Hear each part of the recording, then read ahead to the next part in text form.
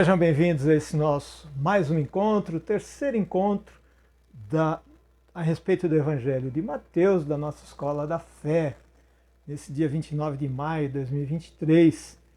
Estamos refletindo aqui sobre como Mateus registra esse grande acontecimento, esse grande mistério que foi a encarnação do Verbo, a vida de nosso Senhor Jesus Cristo, todos os seus ensinamentos, todas as suas atitudes perante o outro, para que possamos compreender melhor quem é Deus, já que um dos objetivos de Jesus é verdadeiramente revelar a Deus.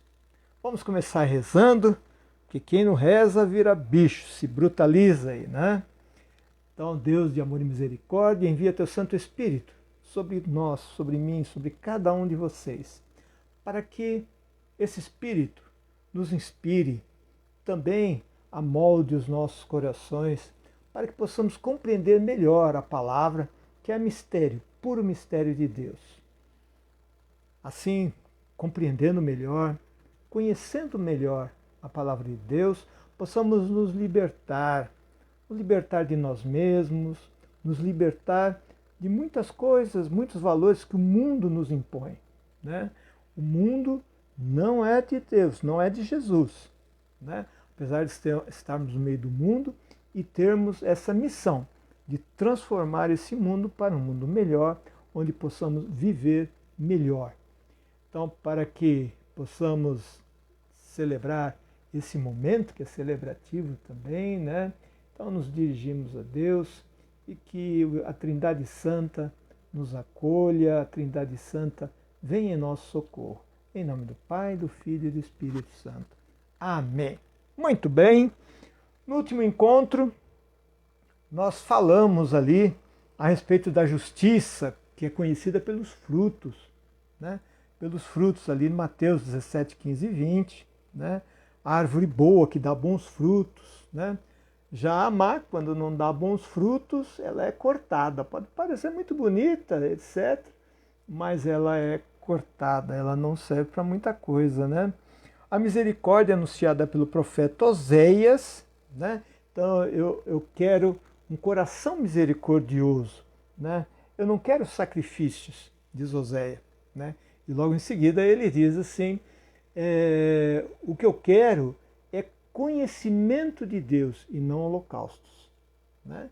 Então, continuando fazendo essa caminhada aqui do Evangelho de Mateus, nós vamos seguir hoje a respeito principalmente da lei, a lei de Moisés, a lei dos 10 mandamentos, né?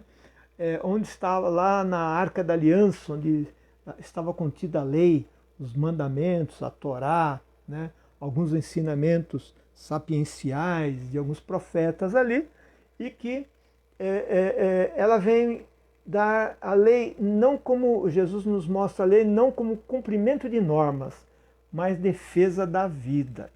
Defesa da vida. Jesus nos ensina sempre que a vida deve vir em primeiro lugar.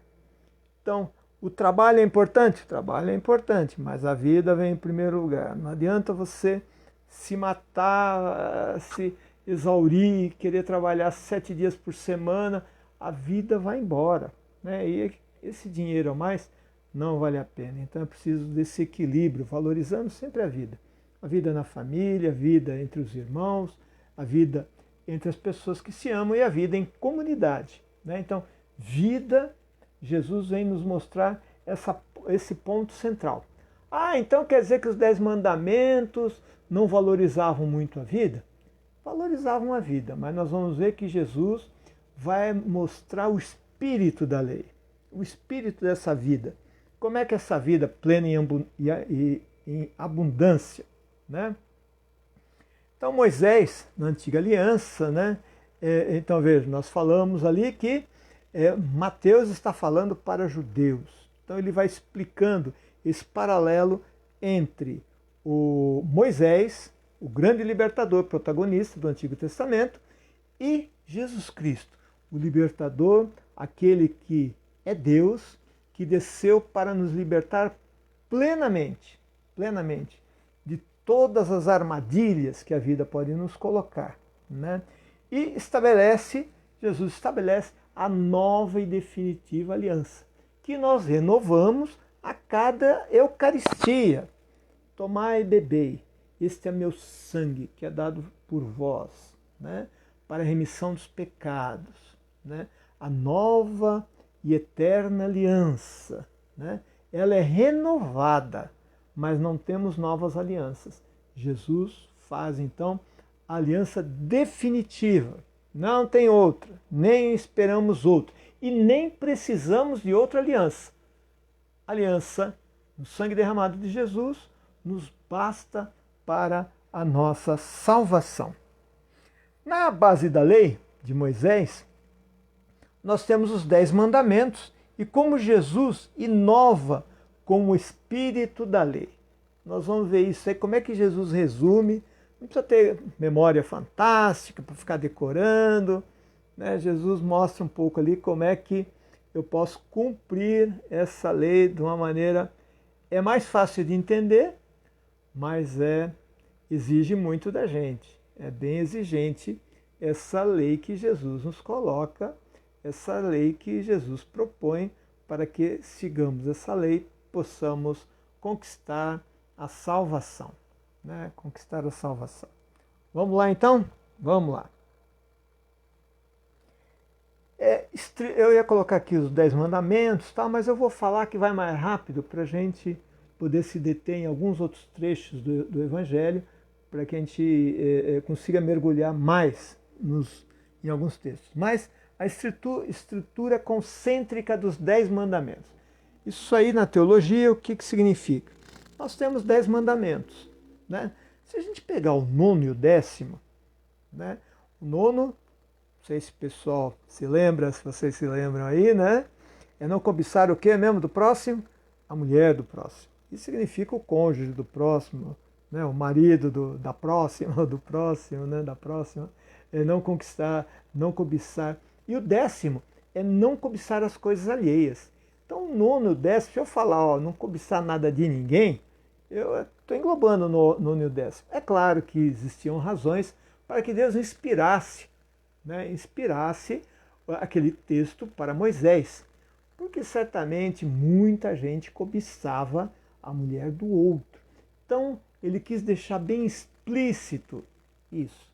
Mas era naquela época. Hoje ninguém cobiça a mulher do outro, né? Já evoluímos, né? A lei de Moisés, chamada lei mosaica, é de 1230 anos antes de Cristo. Então de lá para cá já se passaram 3.230 anos, né? Então hoje em dia nenhum homem cobiça a mulher do outro e nenhuma mulher também cobiça o marido da outra. Verdade? Ou é interrogação? Ou será que não? Né? Ou será que a tentação continua existindo? Né? Mas nessa estrutura concêntrica, então, nós vamos juntar de maneira didática o 9º e o 10º, já que sabemos da importância do 9º também. Né? Então, se colocarmos esses 9, qual é o central? Que sobra 4 para cima e 4 para baixo. Né? São 9, né? Fica um do meio, 4 para cima e 4 para baixo. O que é? Qual que é? Não matarás. É o 5º mandamento. Não matarás. E não matarás o quê? O outro? Apenas? Não, está escrito não matarás. Posso matar cachorro? Posso matar gato? Posso matar os animais? Não, não matarás. Posso matar a esperança do outro? Não matarás. Posso matar através de uma fake news, né, a imagem do outro, né?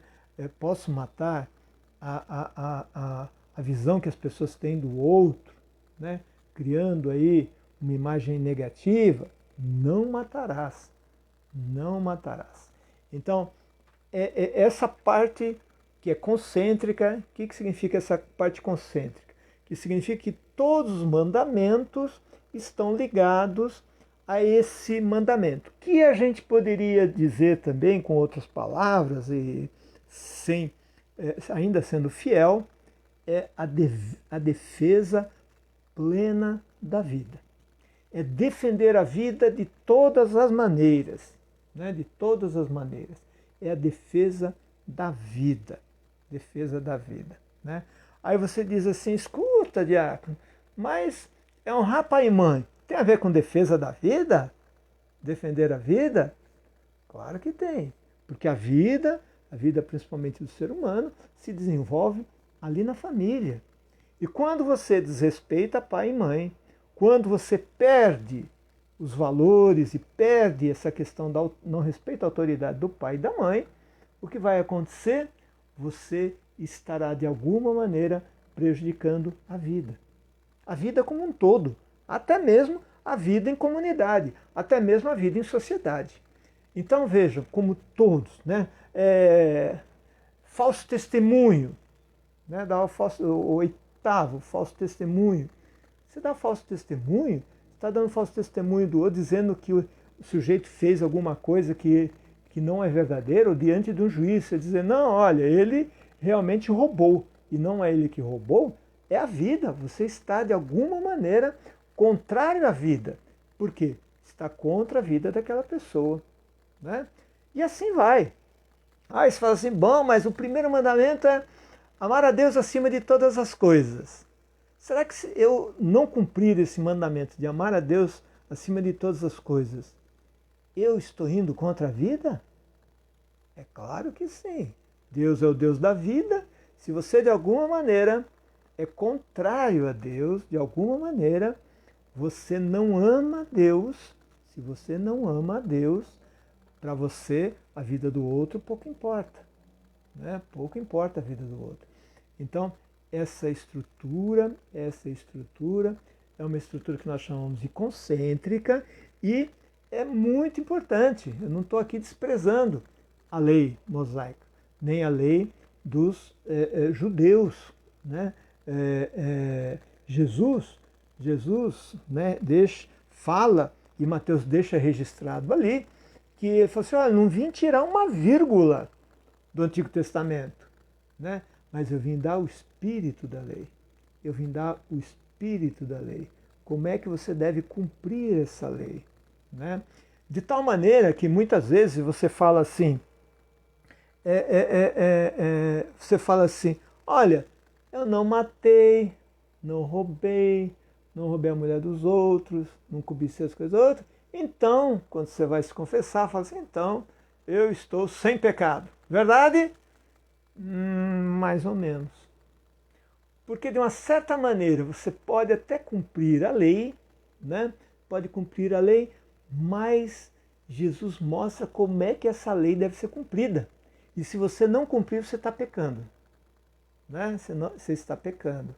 Então, é o que move para que a lei seja cumprida, para que essa lei passe verdadeiramente a ser incorporada a mim. Né? Os profetas falam assim, olha, vai existir um momento em que eu não vou precisar ficar lendo a lei, ou em algum escrito, ou estar lendo ela, alguém me dizendo a lei, porque vai ter um momento em que essa lei estará inscrita no meu coração. Então, quando a lei estiver inscrita no meu coração, eu já vou ter imediatamente perceber que eu estou indo contra Deus e contra a lei, e eu estou indo contra mim mesmo.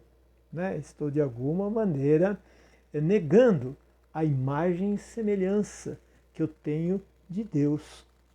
Né? Lá no Gênesis, né? Deus sopra sobre Adão. Uau! Né? A graça de Deus. Deus sopra. E ele sopra o que está no íntimo de Deus, que é o seu Espírito. E é isso que ele nos deu. E nós fomos criados à sua imagem e semelhança. Fomos criados à imagem e semelhança. De tal maneira, né, que Jesus vai mostrando ali, ele diz assim, ó, Jesus diz assim, eu sou o caminho, a verdade e a vida. Então, de tal maneira que pecar contra a vida é pecar contra quem? Contra Jesus. Se Ele é o caminho, a verdade e a vida, os mandamentos nos apontam nessa estrutura concêntrica que eu falei a respeito da vida. Então, pecar contra a vida é pecar com Jesus. Mas Jesus é Deus, como nos mostra João, e registrando o que Jesus disse: quem me vê, vê o Pai. Eu e o Pai somos um. Jesus é Deus. Né? Então, como Jesus é Deus, eu estou pecando também. Quando eu peco contra a vida, eu peco contra o Deus da vida, que é o próprio Deus. Então, deu para entender como essa estrutura a respeito do pecado e a respeito dos mandamentos. A respeito dos mandamentos. E nós vamos ver como é que é isso aí, como é que Jesus simplifica um pouco isso, né? Então vamos lá, eu vou voltar aqui. Eu vou dizer como é que é isso aqui, como é que Jesus... veja, o mandamento de Jesus é o mandamento do amor. É o mandamento do amor. Né? E o mandamento do amor é amai-vos uns aos outros assim como eu vos amei. Né? Essa questão de se doar, de doar vida para o outro. Quando de alguma maneira eu não faço isso, né, na verdade eu estou pecando. Espera aí, mas 10 mandamentos não falam nada disso. Né? Então vamos pensar um pouquinho. O que Jesus nos mostra é que quando eu, por acaso, tiro a vida de alguém, né, a questão do não matarás, você está amando uns aos outros? Não, não está amando. É falta de amor. Isto é, qualquer um dos mandamentos, quando eu não cumpro esses mandamentos, o que na realidade está acontecendo comigo é uma falta, uma ausência do amor em minha vida, da prática do amor. De tal maneira que, se eu não honrar pai e mãe, se eu maltratar meu pai e minha mãe, eu estou dizendo de uma maneira concreta que eu não amo. Está havendo ausência de amor. Então, o grande pecado é a falta de amor. Deu para entender como é que é esse espírito da lei? Porque de alguma maneira eu posso cumprir os 10 mandamentos, mas cumprir apenas como uma regra. Não faço isso, não faço aquilo, tal, tal, tal. É aquilo que eu falei sobre a questão de você se confessar. Você vai lá e confessa, não fiz isso, não fiz aquilo, não fiz aquilo. Se bobear, você chega lá e fala assim, não sei nem porque eu estou aqui, sabe? Porque eu não tenho pecado nenhum. Agora, minha vizinha, meu cunhado, nossa, aquilo não presta. Né? Então, na verdade, brincadeira à parte, né? Na verdade, o pecado que a gente deveria confessar é este. Eu não amei. Eu, de alguma maneira, em vários instantes da minha vida, das minhas relações, houve falta de amor da minha parte, de tal maneira que pequei. Né? Então deveríamos incluir a falta de amor como um pecado. Né? Eu sei que não é fácil dizer para o pai, pai, meu pecado é falta de amor. Como é difícil, né? Envergonha a gente mais do que dizer roubei alguma coisa, né? Falta de amor. Né? E é isso que o mundo também está tendo. O maior pecado, basta olhar o mundo. Né? Olhe com os olhos de cristão, olhe com o olhar daquele que se aproximou de Cristo e você vai ver que o grande pecado do mundo é a falta de amor. É falta de amor na medida em que nós não temos tolerância, né? Na medida em que nós tivemos o caso do Vini Júnior lá, né? Aquele preconceito, aquela coisa toda, é pura falta de amor. Pura falta de amor. Né? Dizer que o sujeito é macaco. Você olha um macaco e olha o Vini Júnior com todas as suas habilidades, com a sua inteligência, com a visão de campo que ele tem, com tudo aquilo, você fala, não, esse é macaco.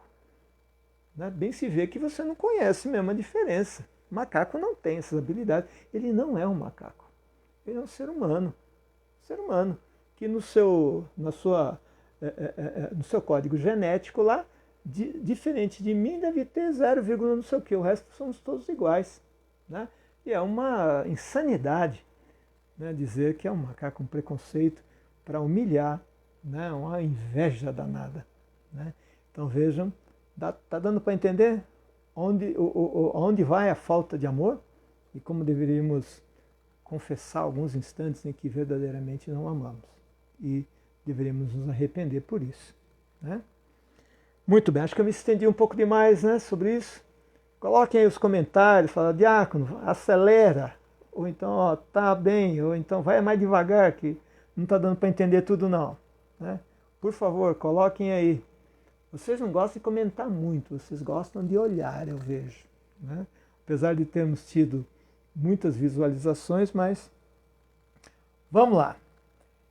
Jesus sobe a montanha. Lembra Moisés? Moisés não subiu a montanha lá para pegar para buscar os 10 mandamentos, os mandamentos de Deus. Né?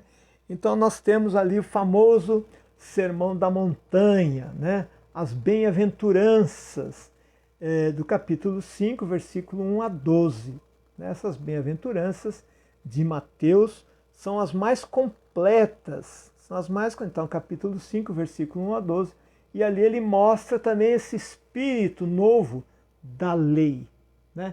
Veja, aqui no Sermão da Montanha, nas bem-aventuranças, Jesus não está dizendo que ele está suprimindo os 10 mandamentos, mas ele está dando aqui essas bem-aventuranças como um espírito novo da lei, uma maneira de eu enxergar essa lei, e nós vamos dar uma lida aqui nessas bem-aventuranças, que são fantásticas, vocês também acompanhem aí, vejam aí nos seus, né,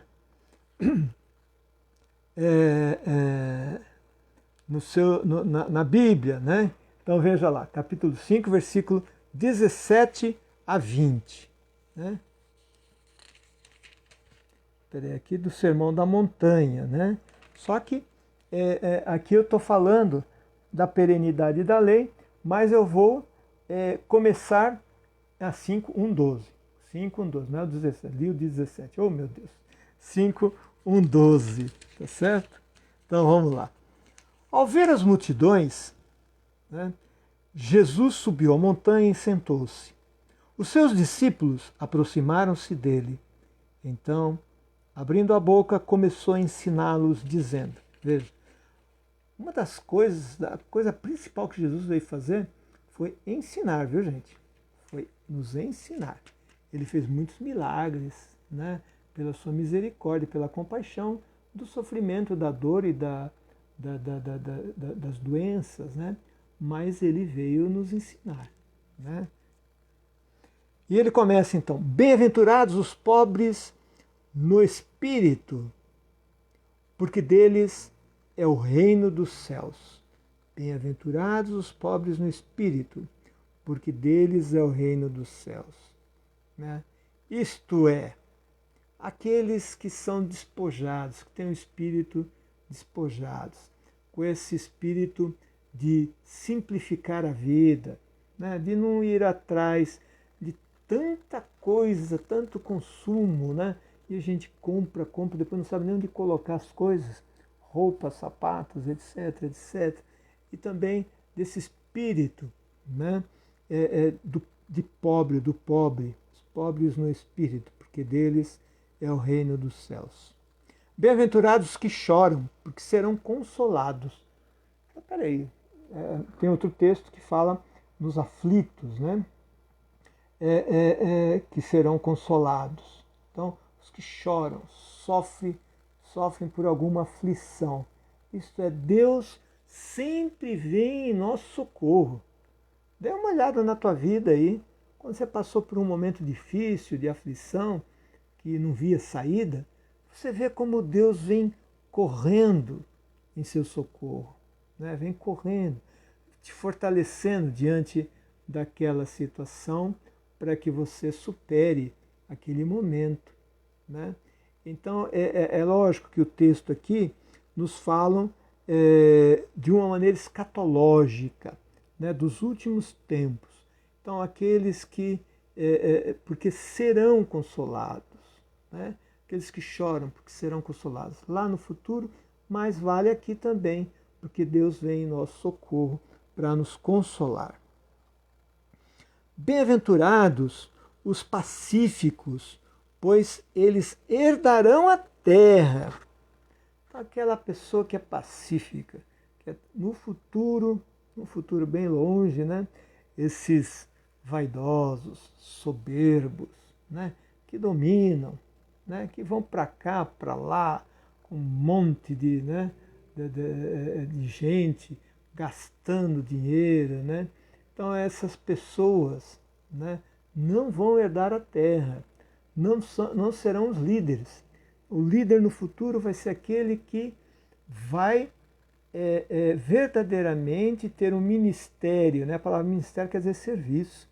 Vai ter um ministério para o outro, os grandes líderes para o outro, viverão para o outro. E essas pessoas pacíficas, essas pessoas serenas, são as que vão dominar a terra. Porque os outros aí são loucos, são pessoas atormentadas, desencontradas, né? Estão ali naquela vaidade desenfreada, aquela soberba, né?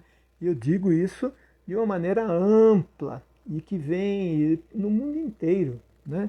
Então não estou dizendo aqui e não estou colocando nenhum pensamento ideológico, porque a questão das ideologias, né?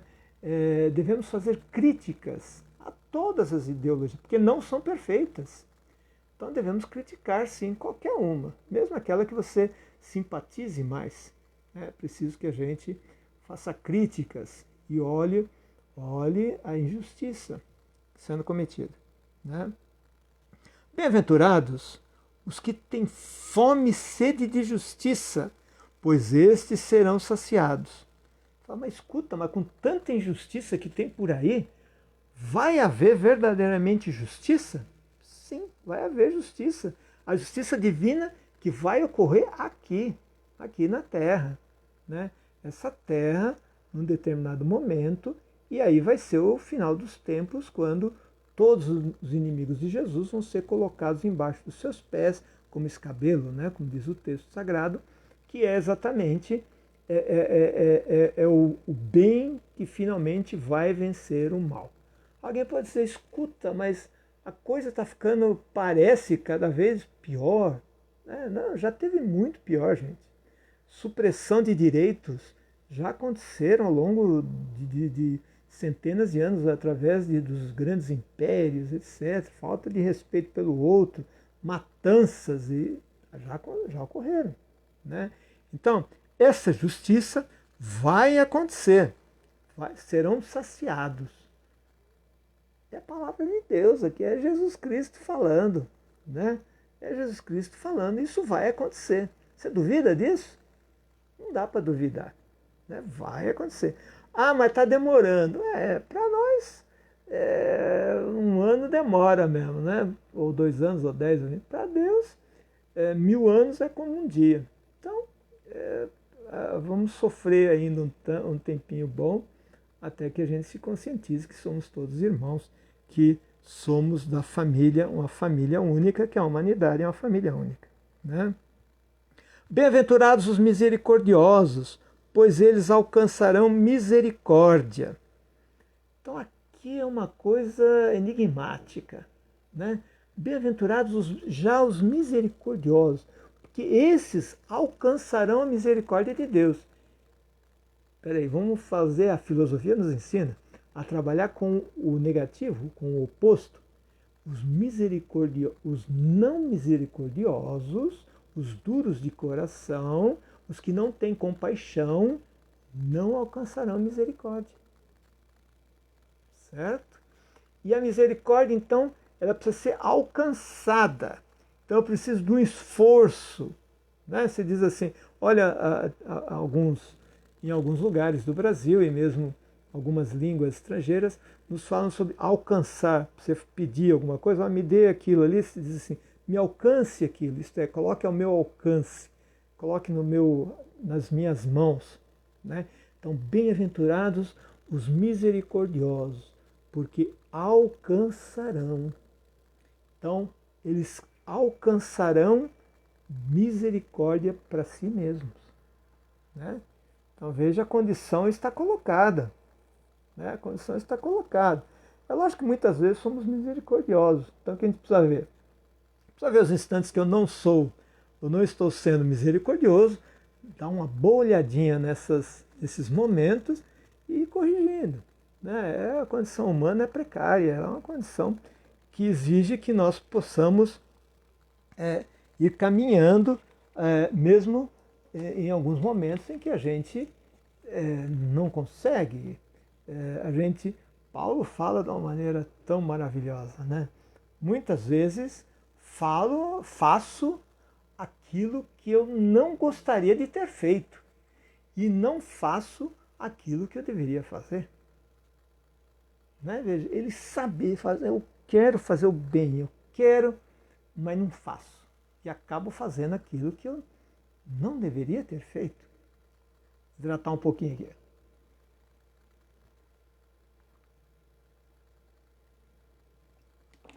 Muito bem. Vamos lá, senão vamos estender demais. Vocês ficam cansados de ouvir o diácono aqui. Bem-aventurados os puros no coração, pois eles verão a Deus. Então, a condição para estarmos diante de Deus, que é o Pai, que é a graça plena, onde está a graça plena, né? Deus, é pura graça, a presença de Deus, para que a gente consiga chegar à presença. Olha o que Jesus está falando aqui. Né? Vejam que ele dá aos mandamentos, ele incrementa ali um espírito para que a gente entenda melhor aqueles mandamentos, para eu cumprir, mas cumprir de coração aqueles mandamentos. Né? Os puros no coração, eles verão a Deus. Claro, porque Deus é puro em extremo. Né? Como é que o impuro vai se chegar, né? Aqui nós temos questões, aí não vou discutir, questão do puro e do impuro, que era dos judeus e que Jesus fala para os judeus e que Mateus registra, já que uma parte dos judeus é que deveriam ser convertidos ao cristianismo. Né? Mas a questão da pureza do coração. Não é a pureza porque você vai fazer um sacrifício, oferecer um boi, oferecer um cordeiro. Não, não é essa pureza aí não. Tá certo? Que era um processo de purificação, né? E tinha uma vez por ano lá Yom Kippur, etc. Bom, da questão dos pecados, para o perdão dos pecados ali. Mas eles verão a Deus, isto é, eles estarão um dia na presença de Deus, como os anjos, né? Com pessoas fantásticas. Né? Bem-aventurados que promovem a paz, pois eles serão chamados filhos de Deus. Aqui lascou nós, né? Porque, veja, aqueles que promovem a paz, Nossa, né? Quando a gente olha no Twitter, né? E vê tanta gente, os haters, xingando, né? Com ódio, promovendo o quê? A discórdia, a divisão. Serão chamados filhos de Deus? Não, serão não. Pode ser filho de sei lá o quê. Mas filho de Deus não é. O filho de Deus verdadeiramente é aquele que promove a paz. Ah, mas eu fui batizado. Mas você negou o seu batismo. Se você não promover a paz. Se você promover a divisão e a cisânia, né, você não está promovendo a paz, está promovendo a guerra. Né, promovendo a guerra. Então, nós temos aqui Mais um desafio. Você quer ser chamado verdadeiramente de filho de Deus? Promova a paz. Jesus Cristo diz assim, né, no Evangelho de Mateus ali, de João, né? Quantas vezes ele diz, a paz esteja convosco, a paz esteja convosco, a paz, isto é, promovam a paz. E aí vocês serão chamados filhos e filhas de Deus. Né? Bem-aventurados os perseguidos por causa da justiça, pois deles é o reino dos céus. Então, aqueles que são perseguidos por causa da justiça. Quer dizer o quê? A pessoa que comete algum crime, etc. Então vai ser perseguido. É bom lembrar que bem-aventurado significa felizes. Né? É interessante que o bem-aventurado é um título também. É um título de santidade. Todo santo, antes de mais nada, é um bem-aventurado. Isto é, felizes. Somos felizes. Então, fala assim, felizes os perseguidos por causa da justiça. Mas que justiça é essa? A justiça aí dos homens? Não. Quem é perseguido por causa da justiça? E cometeu algum erro, algum crime, alguma coisa grave, deve ser punido. Não vai ser deles o reino dos céus. Com certeza não será. Né? Mas quem for perseguido principalmente por estar levando o nome de Jesus Cristo ao mundo. Justiça, o justo, por definição, o justo por natureza é Jesus Cristo. Esse é o justo. Então, se você for perseguido por causa dele, é teu o reino dos céus. É que você está fazendo, você está incomodando os injustos. Você está incomodando, você está sendo profeta no meio do mundo. Então, isso também vale para a igreja, enquanto instituição, enquanto povo de Deus reunido. Né? Então, se a igreja não estiver incomodando, tem alguma coisa errada. Se não estivermos sendo perseguidos, a gente vai ter que sempre estar sendo perseguido. Né? Vamos perseguir mesmo. Graças a Deus. Né?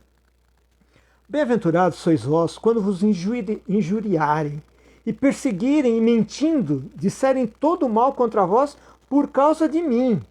Alegrai-vos, exultai, porque grande é a vossa recompensa nos céus, pois deste modo perseguiram os profetas que vos precederam. Então, veja, se nós formos perseguidos por causa de Jesus, nós devemos nos alegrar, estar felizes, porque seremos bem-aventurados. Estaremos fazendo cumprindo de alguma maneira a nossa missão, na medida em que estaremos sendo bons, estaremos sendo justos, estaremos sendo misericordiosos, estaremos tendo compaixão para com o outro. Né? Então, se você fizer tudo isso, muita gente vai querer te chamar de tonto, de otário, de bobo, de todas essas palavras que se usam aí no meio do mundo. Né? Porque vão querer te tirar dessa missão, porque o mundo é tudo isso aí. Né?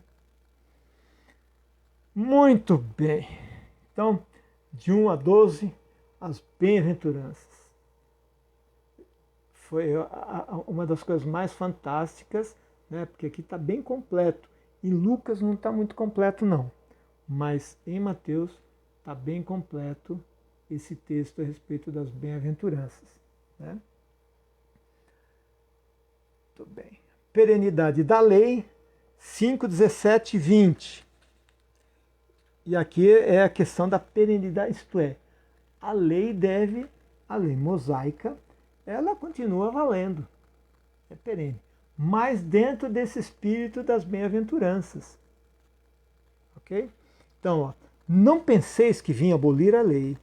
Então, estou no 17, tá? 5, 17 e 20. E os profetas. Não vim abolir, mas completar. fazer com que vocês entendam direito o que Deus quis dizer quando colocou as tábuas na mão de Moisés. Né? Em verdade vos digo, antes que passem o céu e a terra, nem uma mínima letra ou traço serão tirados da lei, até que se cumpram todas as coisas. Portanto, quem abolir um só destes mandamentos, por menor que seja, e assim ensinar aos homens, será considerado o menor no reino dos céus.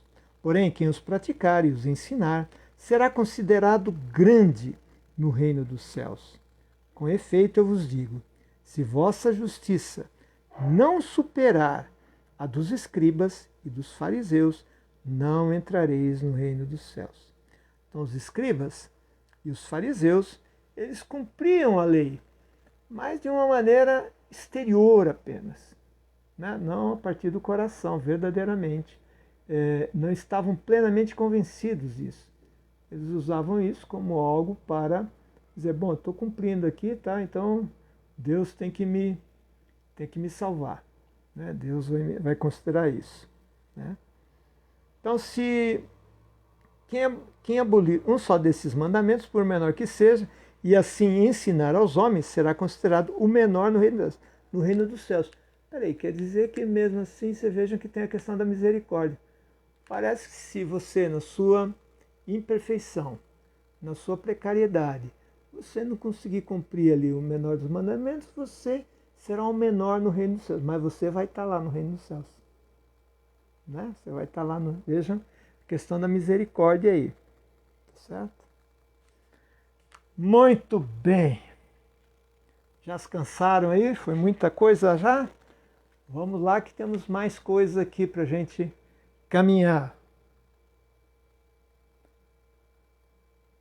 A necessidade da oração. A necessidade da oração. Está lá no 5:44, capítulo 5, versículo 44. Amai os vossos inimigos e orai pelos que vos perseguem. Né? Então aqui essa necessidade da oração. Às vezes a gente acha que a oração, eu não preciso rezar tanto. É claro que ninguém precisa ficar o dia inteiro rezando. Precisamos viver a vida, né? Mas é preciso que a gente reze. E você pode viver uma vida de oração. Viver uma vida de oração, que é você praticar o que Jesus nos ensinou. Né? Então, nós temos aí o 5:44, né? Vou dar uma olhadinha muito rápida aqui, ó. Eu, porém, vos digo, amai os vossos inimigos e orai pelos que vos perseguem. Né? Isso aqui eu já registrei e coloquei ali para a gente. Agora, amai os inimigos, rezar pelos que me perseguem, pelos inimigos, tem lógica isso, gente? Parece que não. Né? Parece que isso não tem lógica. A pessoa quer a minha destruição e eu vou rezar por ela e vou amar ela. Não, eu quero mais é que ela morra. Será que é assim? Não, não é assim. Então o que Jesus está nos ensinando? Se você rezar pelo seu inimigo, né, a graça pode vir nele, ele ter uma tomada de consciência e ele mudar. Aí ele para de te perseguir. Olha que legal. Tá dando para entender? Então, na verdade, é uma proteção. Você rezar pelo teu inimigo, você está se protegendo, fazendo com que ele se converta, né? Que ele, de alguma maneira, ele desista do mal que está praticando contra você.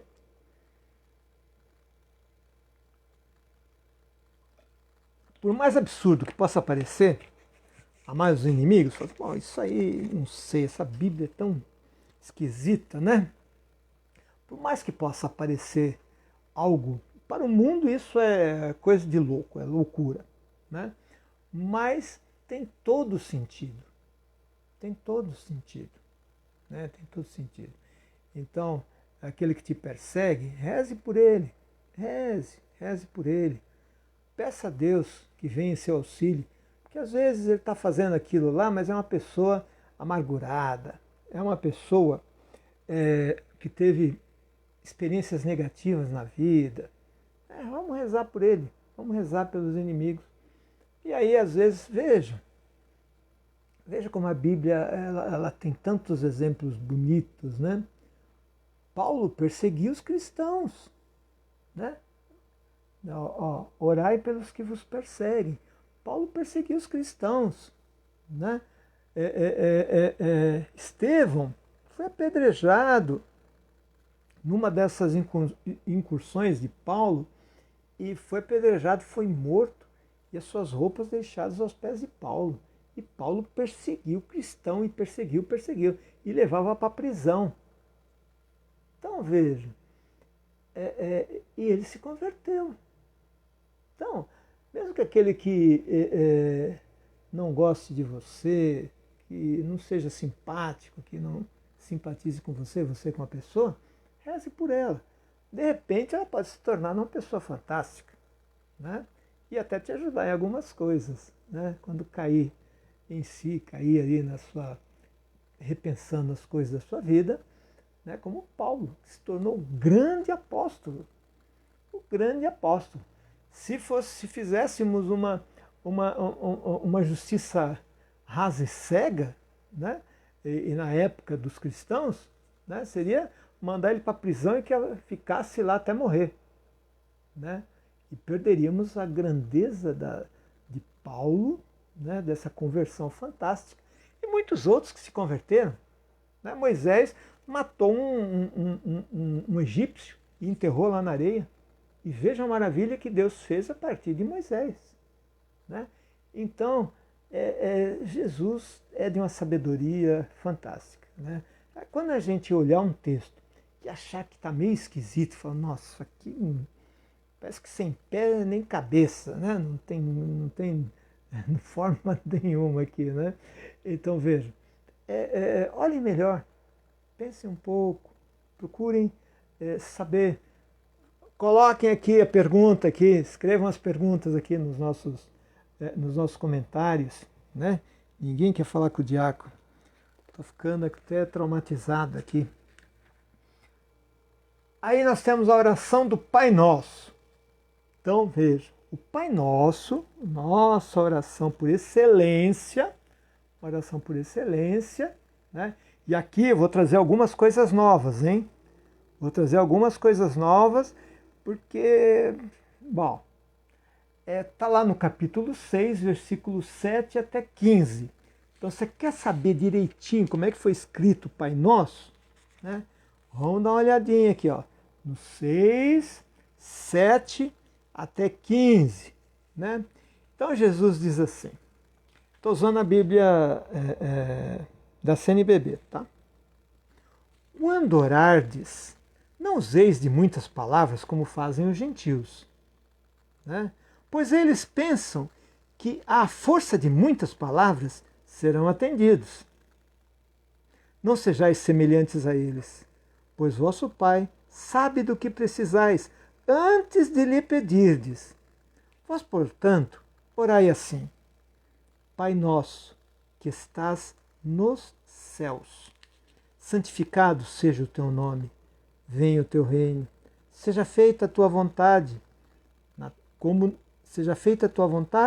no céu, assim também na terra. O pão nosso de cada dia, dá-nos hoje. Perdoai-nos as nossas dívidas ou as nossas ofensas, né? Assim como nós perdoamos os nossos devedores, né? Ou aqueles que nos ofenderam. E não nos deixes cair em tentação, mas livra-nos do mal. Bom, veja, essa é a oração completa, que é o Pai Nosso, que Jesus nos ensinou. Outro dia eu recebi, foram 2 vezes que eu recebi pela internet, nos grupos, né, que eu participo, um Pai Nosso, e estava escrito assim no Pai Nosso: vejam que Pai Nosso interessante. Veja que Pai Nosso interessante. E eu falava lá da minha família, dos meus parentes, da minha casa, E foi por aí. E aí, o texto, o próprio texto lá, que vinha sendo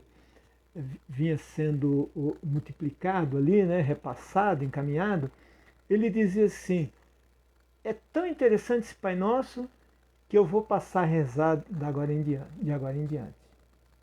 Gente, eu fiquei arrepiado de ouvir uma coisa dessas. Veja, foi Jesus que nos ensinou o Pai Nosso. Como é que alguém pode achar que tem outro Pai Nosso melhor, mais bonito, mais bem elaborado, mais profundo, com mais sabedoria do que o Pai Nosso que Jesus nos ensinou? Só porque acha que é bom variar? Não, esse é o Pai Nosso. Então, se houvesse um outro, Jesus nos teria ensinado. Jesus nos teria ensinado, gente. Né? Então, não, olha, as redes sociais elas têm muitas coisas boas, mas cuidado para não entrar numas veredas aí, nos caminhos perigosos, né? Como dizendo que vou rezar esse aí, porque fala meu. Em primeiro lugar, Jesus não ensina rezar Pai meu, né? Nem o pão meu me dai hoje. Não, Jesus fala de maneira comunitária. Eu rezo por mim, por você, pelo outro, pelo Brasil, pela humanidade. Pão nosso de cada dia nos dai hoje, a todos nós. Então, não é uma oração boa essa aí. Me perdoem, mas não é. Né? Vamos olhar para Jesus, vamos olhar para o texto. Né? E olha, eu sei que minha catequista, há muitos anos atrás, né? Eu tinha uns 9 anos, mais ou menos, e ela devia ter uns 18, 19, eu achava que ela era bem velha. Era Fátima, a dona Fátima. E ela me ensinou as orações, etc, etc. Então, mas, veja, naquela época não existia boa formação das catequistas. Né? Hoje temos formações mais bem elaboradas. Mas eu queria dizer o seguinte: veja, a maioria das pessoas, porque vem de uma tradição que foram aprendendo assim, meio corrido e tal. Então, como é que as pessoas rezam? As pessoas rezam assim: Pai nosso que estás no céu. Não é assim. Aqui está escrito: Pai nosso que estás nos céus. É a mesma coisa um céu do que vários céus? É a mesma coisa um carro do que vários carros? É a mesma coisa um carro, uma casa do que várias casas? Não é. Não é. Se você olhar o missal romano, dê uma olhadinha lá, você que é de comunidade, ou mesmo você vai lá, posso dar uma olhadinha no missal? Tem a oração, toda semana a gente reza. Toda semana. Tem lá a oração lá. Está lá. Depois da consagração. Tá certo? Você tem lá, Pai nosso que estais nos céus. Aí fala, escuta, mas quantos céus tem por aí? Né? Paulo nos ensina a respeito de um tal de terceiro céu. Então veja, o primeiro céu, então, Pai nosso que estais nos céus. São 3 céus que nós temos relatados. Tá certo? Então, o primeiro céu qual que é? Esse céu que a gente vê os pássaros voando, esse céu aí que o avião voa, tá certo? Esse é o primeiro céu. Envolve a Terra inteira. No Japão também tem um céu lá que é a continuação desse céu aqui. É assim, tá certo? Aí nós temos o segundo céu. Qual é o segundo céu? É o firmamento. É a galáxia, a Via Láctea, por exemplo, no nosso caso, né? E é toda essa extensão do firmamento que temos estrelas, bilhões de estrelas, né? E planetas, etc., que envolve, E o planeta Terra está aqui com o seu céuzinho aqui também envolvido. E esse outro céu envolve o céu e a terra junto. E tem um terceiro céu que Paulo nos fala. Qual que é o terceiro céu? O terceiro céu é o céu da eternidade, da glória de Deus, para onde nós iremos. Então, esse terceiro céu envolve o segundo céu. Então, o Pai Nosso, por isso que a gente diz que o Pai está em todos os lugares, porque ele está envolvendo o universo inteiro. Está lá no terceiro céu. Tá certo? Então, nós temos aí 3 céus. E Deus está em todos. Quando eu falo estás no céu, estou dizendo no céu. Que céu é esse? É esse aqui? É do universo ou é o da eternidade? Né? Então, preciso que a gente tome cuidado com isso. Né? Eu não vou eu vou atentar para mais algumas coisas aqui. Santificado seja o teu nome. Ué, será que Deus, eu santifico a Deus? Deus já não é santo? Santificado seja o teu nome. Isto é, de uma certa maneira, que eu me sinta envolvido, né? E que seu nome se torne santo para mim também. Que eu tenha essa piedade com relação ao sagrado, o amor ao sagrado. Né? Santificado, seja santo o teu nome para mim. Cada vez que eu me referir a Deus, me referir com reverência, me referir a Deus com amor a Deus, que é o primeiro mandamento. Né? Venha o teu reino, o reino de Deus que Jesus veio implantar ao mundo, e o reino de Deus vai acontecer. Por que vai acontecer? Porque é a vontade de Deus, é o reino de Deus. Você acha que vai ter alguém aí que vai contra? Uma hora vai acontecer, o que vai retardar apenas porque vamos sofrer um pouco mais, porque estamos retardando que esse reino aconteça, porque o egoísmo está aí, a vaidade está aí, a soberba está aí, a falta de misericórdia, a falta de compaixão, mas isso de alguma maneira vai sendo eliminado. Um dia o reino vai acontecer, porque é a vontade de Deus. Não é a vontade minha, sua, nem de terceiro. Não, é a vontade de Deus. Então vai acontecer. Tenha certeza disso. Né? Essa é uma das maiores certezas que temos que ter. Mesmo que às vezes pareça que não é bem assim.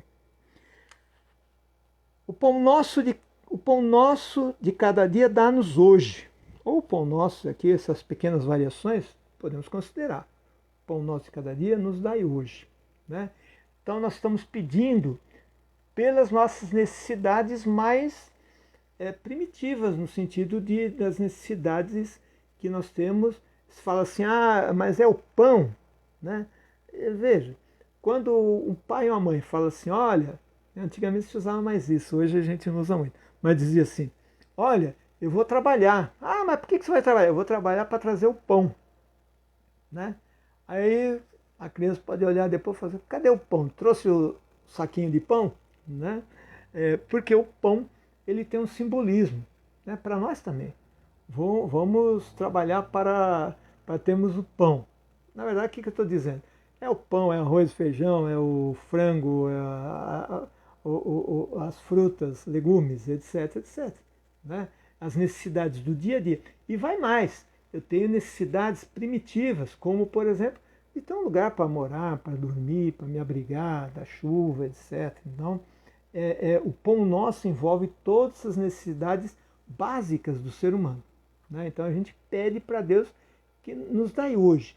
E é lógico que quando a gente fala isso, nós estamos falando para Deus também o seguinte, eu sei que eu tenho que ser protagonista da minha vida, de tal maneira que eu me capacite, me esforce e que eu conquiste isso. Então me dê forças para que eu conquiste o pão, para que eu conquiste a casa, para que eu conquiste ter uma roupa para me vestir dignamente. Né? Então o que eu estou pedindo é isso. Né? Força para que eu consiga. Porque se a gente fosse pedir isso aqui, ficar sentado, esperar cair o pão, cair isso, cair uma roupa, falar aqui não é isso. Não, não é isso.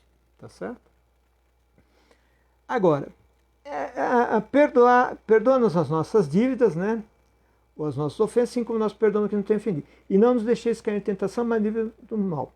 E ele continua ali no 14, ele diz assim, com efeito, se perdoardes as faltas uns aos outros, também vos perdoará o vosso Pai que está nos céus. Se vós, porém, não perdoardes aos outros, vosso Pai também não perdoará as vossas faltas. Então, perdoai-nos as nossas ofensas, as nossas faltas, assim como nós perdoamos.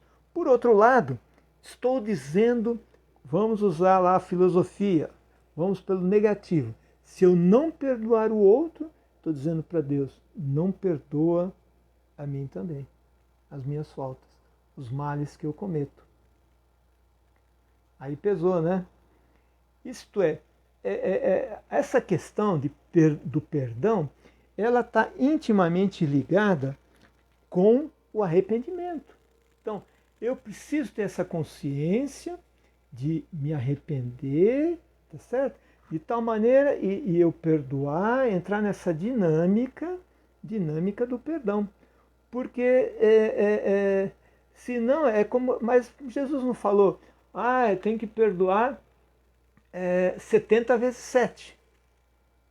70 vezes 7. Né? Quando o Pedro fala assim, quanto eu devo perdoar? Até 7 vezes, que é o número da completude ali, né? Não, ele fala 70 vezes 7. Isto é, perdoar sempre. Agora, você deve perdoar na medida em que exista o arrependimento. É como Deus também. Você tem que se arrepender para ser perdoado. E tem que perdoar o outro. Então, essa é a dinâmica. Eu tenho que me arrepender, perdoar o outro e ser perdoado. Tenho que me arrepender, perdoar o outro e ser perdoado. É essa a dinâmica do perdão. Essa é a dinâmica do perdão. Porque senão, eu vou... por exemplo, você pega uma pessoa que... A pessoa vem, bate na mulher, bate nos filhos, gasta todo o dinheiro ali no bar, etc, etc. Aí fala para a mulher, me perdoa, eu não queria fazer isso. Aí na outra semana vai lá, bate na mulher, bate nos filhos, bate não sei o que, bate não sei o que. Quer dizer, se arrependeu? Me perdoa, eu me arrependi. Não se arrependeu. Então, não é possível entrar nessa dinâmica. Sinto muito. Mas agredir, destruir a família, pera lá. É preciso, Lei Maria da Penha, com compaixão, mas para preservar a família, é preciso que esse sujeito seja colocado, seja afastado. Mas não tem que perdoar 70 vezes 7? Tem. Perdoa. Se ele tem algum problema, tem que ser tratado, tem que ter psicólogo, psiquiatra, tem que ter sei lá o que, chama a família dele para, ele não está impossível. Tá certo? Então o perdão, é preciso que a gente considere essa dinâmica do perdão. Senão vira vício. A não ser que vira vício e vira masoquismo. Tá certo? Muito bem. Acho que cansei vocês hoje já, né? Então, olha bem aqui. Nós paramos no Pai Nosso. E acredito que tenha dado para compreender melhor isso. Ainda faltou uma coisinha lá.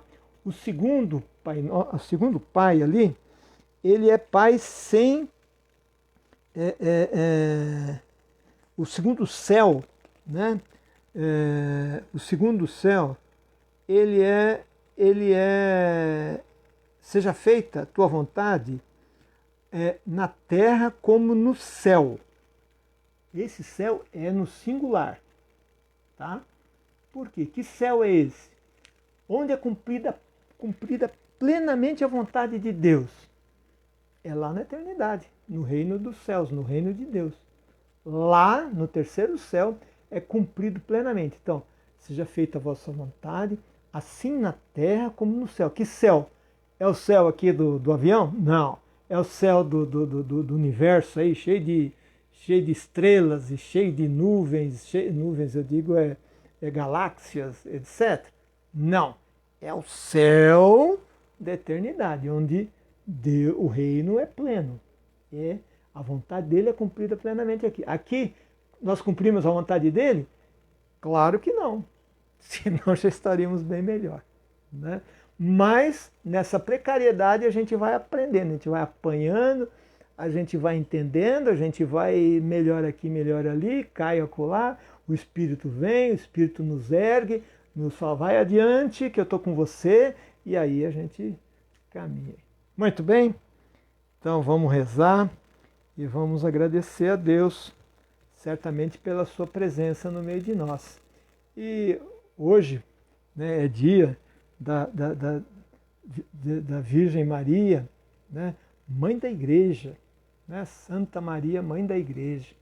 Então vamos elevar nossas preces a Maria, que compreendeu também, muito bem, o reino de Deus. Ave Maria, cheia de graça, o Senhor é convosco. Bendita sois vós entre as mulheres, bendito é o fruto do vosso ventre, Jesus.